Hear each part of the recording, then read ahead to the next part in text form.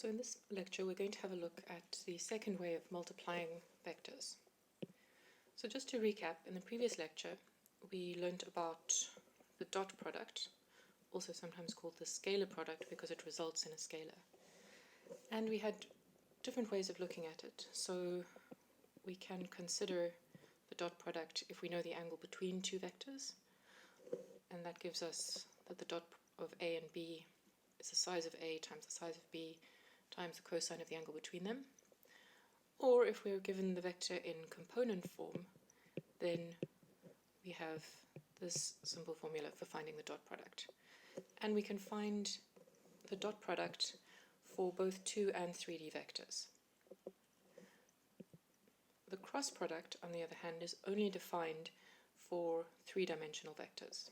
So in order to define this product, we need to have two vectors each in 3 dimensions. Now this might look a little bit funny, so let's take a look. So we define A cross B, so that's how we read this. We read this as A cross B as a vector, and we give the components. The first component, which is the x component, is given by A2 times B3 minus A3 times B2. The y component is given by A3 times B1 minus A1 times B3. And finally the z component is given by A1 times B2 minus A2 times B1. So this looks very odd, but it has many useful properties. You can remember the formula that we've just written, or you can learn this way of calculating, which is pretty much how I find the cross product.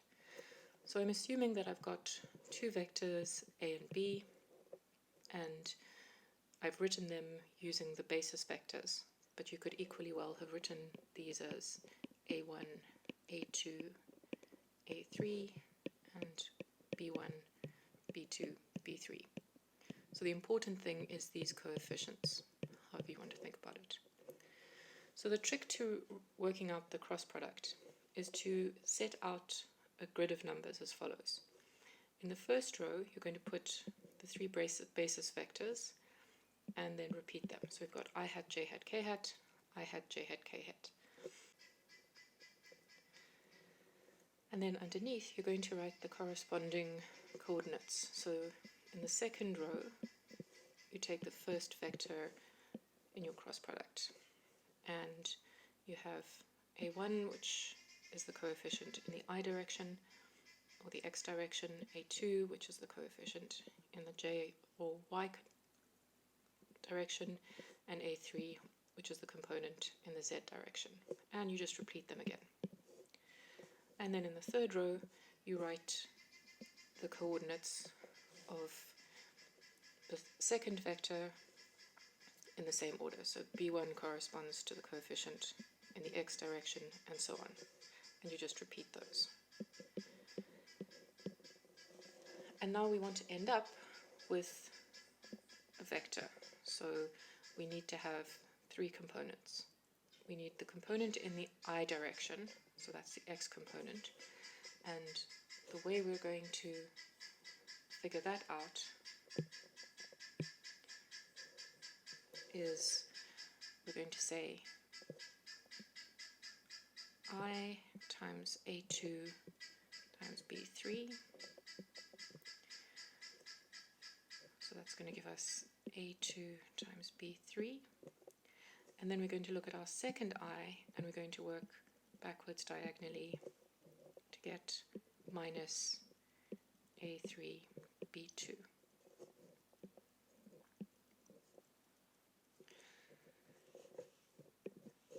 Then we're going to work out in the j direction, and again we're going to work diagonally. So in the j direction, we've got A3 times B1.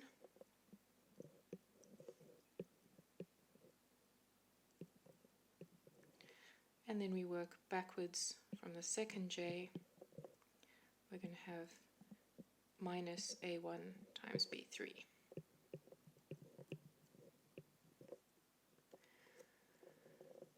And then we're going to work with the k directions. So we take our first k and we move diagonally, and that's going to give us an A1 times B2. And then we're going to subtract off, we go to our second k and work diagonally backwards. And that's going to give us an A2 times B1. So this might seem a little strange, but this is one way of remembering how to work out the cross product. So notice that we have ended up with a vector, a three-dimensional vector, and also notice that it's important which order you multiply in. So we'll see that if you were to work out the cross product of B times A, you would get something different. So the dot product, which we learned about yesterday, doesn't matter what order that you do them, you multiply in, always going to get the same thing. But cross product, you have to be careful to work this in the right order. Okay, so let's look at an example. First we want to find A cross B, if A is our vector 1, 3, 4, and B is the vector 2, 7, minus 5. So we're going to set up our little grid. I've got an I hat, J hat, K hat, I hat, J hat, K hat. Write down the coefficients of the first vector. So that's going to be 1, 3, 4, and repeat it. And then write down the coefficients of the second vector. It's going to be a 2, 7, minus 5, 2, 7, minus 5. And now we're going to work out our cross product. So we've got A cross B. So we work out the x component. So that's going to be our 3 times 5 minus 4 times 7.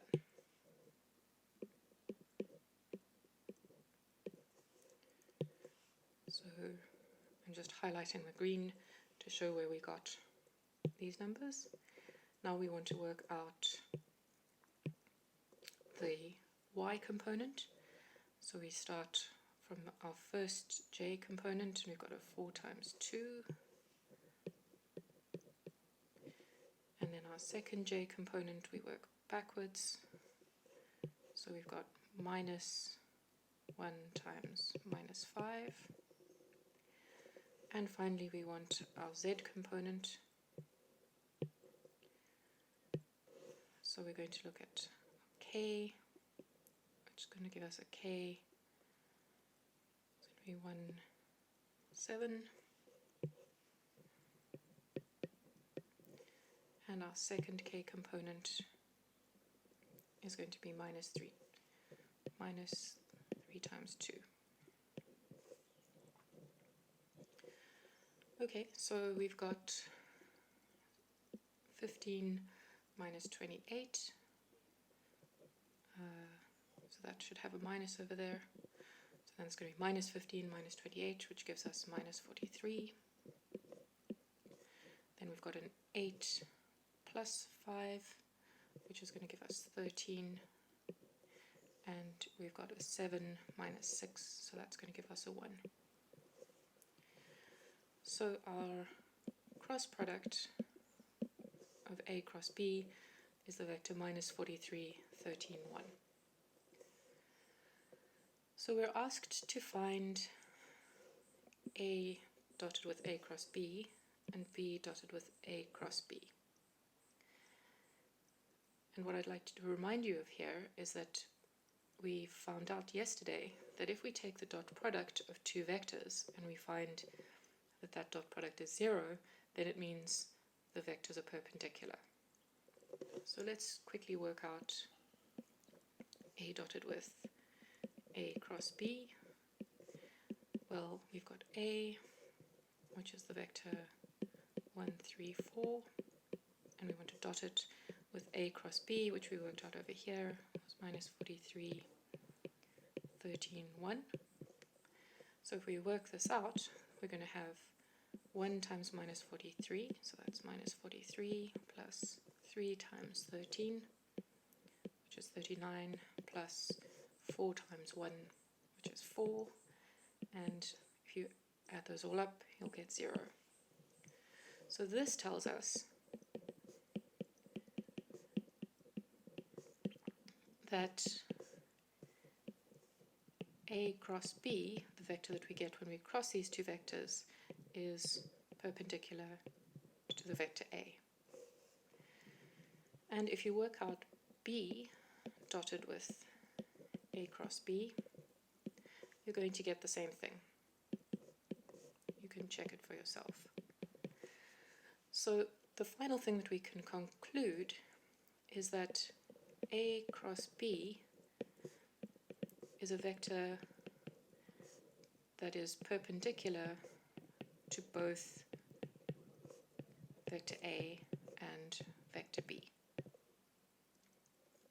So we'll see how we can use this in a little bit. So one way to think about this is you might want to figure out where our vector A cross B points. And one way to think about it is to imagine that you've got your vectors A and B coming out of the page, and you're going to hold your right hand and close your fingers in the direction from A to B. And if you do that, then your thumb points in the direction of A cross B.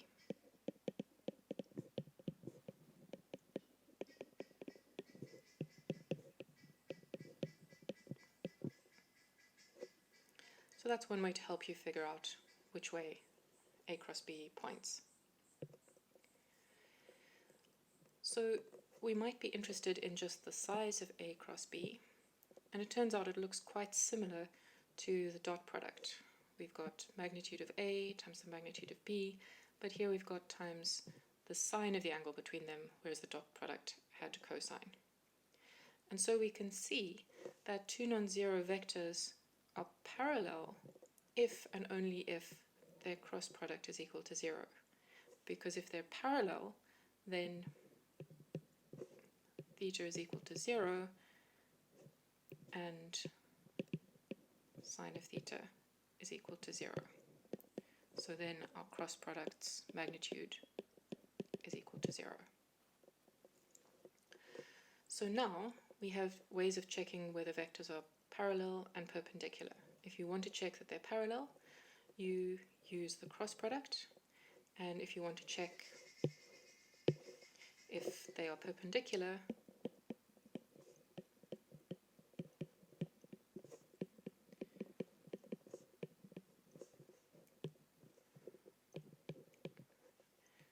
then our two non-zero vectors are perpendicular if and only if their dot product is equal to 0. So just as we had some properties of the dot product, we've got some properties of the cross product. So these are important because they're not necessarily intuitive. So you can check this, but if you take A cross B, how does that relate to B cross A? Well, it's minus B cross A. So it does matter which order you multiply in. On the other hand, just as we saw with the dot product, we can take a scalar multiple of a vector and cross it with another vector, and in fact it doesn't matter where we put that scalar. So this looks the same as for the dot product. So this is different, the first one is different to dot, this one is the same. And again we have the distributive property, so if we've got A crossed with the sum of two vectors, we can first cross A with the first vector and add it to A crossed with the second vector. So this is the same as dot. And working the other way around, starting with addition and then crossing, we get the same distributive property. So the only one to be really careful of is this one up here. A cross B is not the same as B cross A.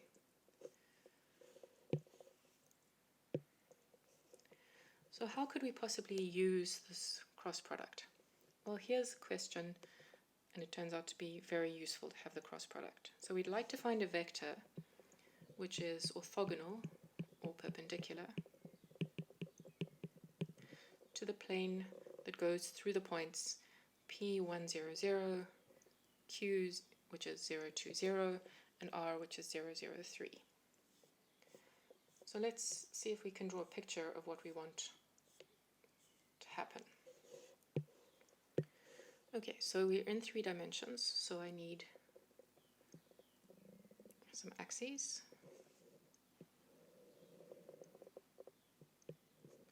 So I'm going to put my x-axis coming out of the plane.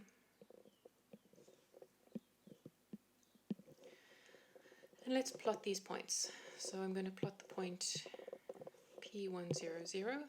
So that says go 1 unit in the x direction and no units in x and y. So I'm sitting over here, so that's my point P. And I'm just going to highlight this. Okay, then we want the point Q, which says go 2 units in the y direction and don't move in the x or z direction, so that's going to be over here. So let's highlight this. So I'm going to have my point Q over here, and then finally my point R says go 3 units in the z direction and no units in the x and y. So let's just highlight that. Okay, so we've got a plane that goes through these 3 points. So one way to envision the plane is to sketch, join the dots, and then the plane is all the points that lie along this triangle and outside it. So I'm going to sketch these and then erase it. So this plane is lying at an angle so that it cuts the z-axis at 3, the x-axis at 1, and the z-axis at 2. But so that it's a little bit easier to see what's going on, I'm just going to leave a little bit of the plane, just this tiny triangle. But remember that the plane actually extends further as we had it. So what we want to do is we want to find a vector that is orthogonal to this plane. And if you think about it, there are 2 possible cases. We could have a vector that comes out of the plane towards us, or we could have a vector that goes backwards out of the plane, out to the back. So either of those will do. So the trick that we're going to use is that we know that if we take any 2 vectors on this plane and take their cross product, then we will get a vector that is perpendicular to, well, those vectors and hence also to the plane. So here's what we're going to do. We're going to find 2 vectors on this plane and take their cross product. So if I look, one possible vector is the vector PR, and we know that this vector, in order to find this, we take the coordinates of point R and subtract them from the coordinates of point P. So the result that we get is -1 in the x direction, no change in the y direction, and 3 change in the z direction. Just thinking about this, does this make sense? In order to get this purple vector here, we went back 1 unit, so that gives our in the x direction, and then up 3 units in the z direction. We didn't do any changes in the y direction. There are some other vectors that we could also find. For example, we could find the vector PQ. And in order to find this vector, we take the coordinates of point Q and subtract off the coordinates of point P.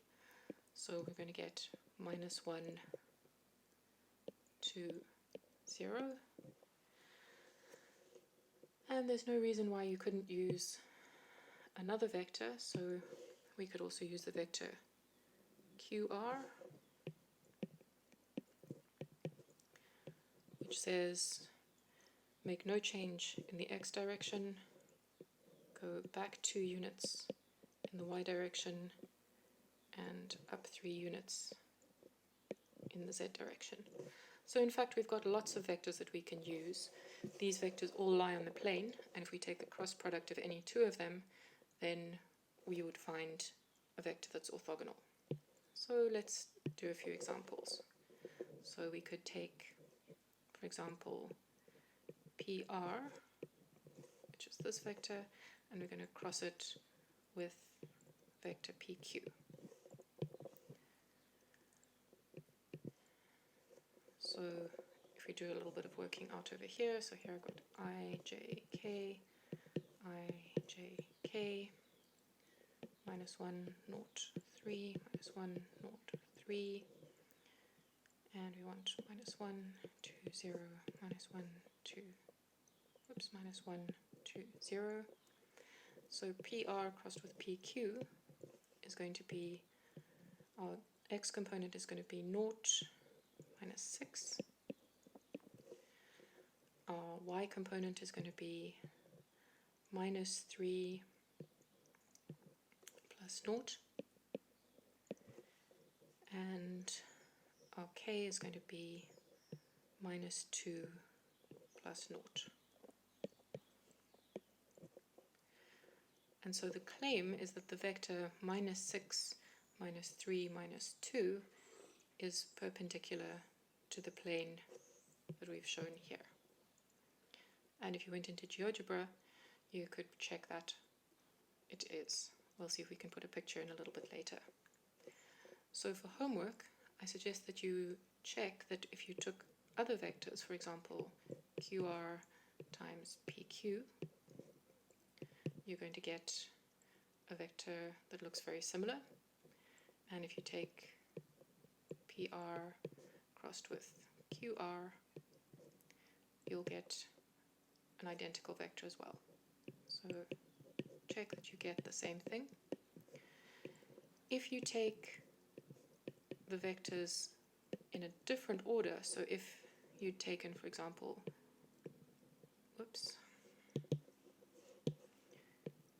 PQ crossed with PR, then we know that we've changed the order in which we've multiplied these by, so you would get 6, 3, 2. Because we know that if you've got A cross B, then B cross A is going to be minus A cross B. So these are things that you should just check.